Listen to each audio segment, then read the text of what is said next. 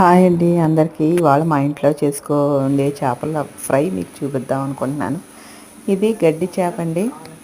చేప ముక్కలు పలసగా కోయిన్ తీసుకొచ్చారు. అందులో కార్న్ఫ్లోర్, గరం మసాలా, అల్లం వెల్లుల్లి పేస్టు, ఉప్పు, కారం అన్నీ వేసి బాగా కలిపామన్నమాట. పెరుగు బిళ్ళ కూడా వేసుకోవాలి.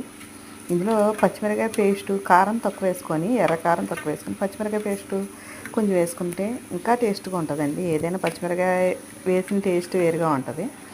అవన్నీ వేసి బాగా కలిపి ఒక అరగంట ఫ్రిడ్జ్లో పెట్టుకోవాలి. పెట్టుకొని తీసి ఇగో ఇలా పెనం మీద నూనె వేసి ముక్కలో దోరగా వేయించుకోవాలి. మీడియం ఫ్లేమ్లో పెట్టాలండి. పెట్టి దోరగా వేయించుకోవాలి. ఎప్పుడు చేపల ఫ్రైకి పలసగా కోయించుకోవాలి ముక్క ఎప్పుడు. ఇది గడ్డి చేపటనే ముళ్ళు ఉండదంట, కానీ చాలా బాగా టేస్ట్గా కూడా ఉంది. చేపల ఫ్రై ఎప్పుడు ఇలా ఫ్రై చేసుకుంటే మీడియం ఫ్లేమ్లో పెట్టి చేసుకుంటే 2 రోజులైనా ముక్కలు పాడవ్వండి. మీరు ఫ్రిడ్జ్లో అయినా పెట్టుకోవచ్చు. మిగిలినప్పుడు ఫ్రిడ్జ్లో పెట్టుకొని తర్వాత రోజు కూడా ఫ్రై చేసుకోవచ్చు. చూసారా చేపల ఫ్రై ఎలా ఉందో, ఎలా వచ్చింది? మీకు నచ్చిందా? మీకు నచ్చితే లైక్ చేయండి, షేర్ చేయండి, సబ్స్క్రైబ్ చేయండి. ఉంటానండి.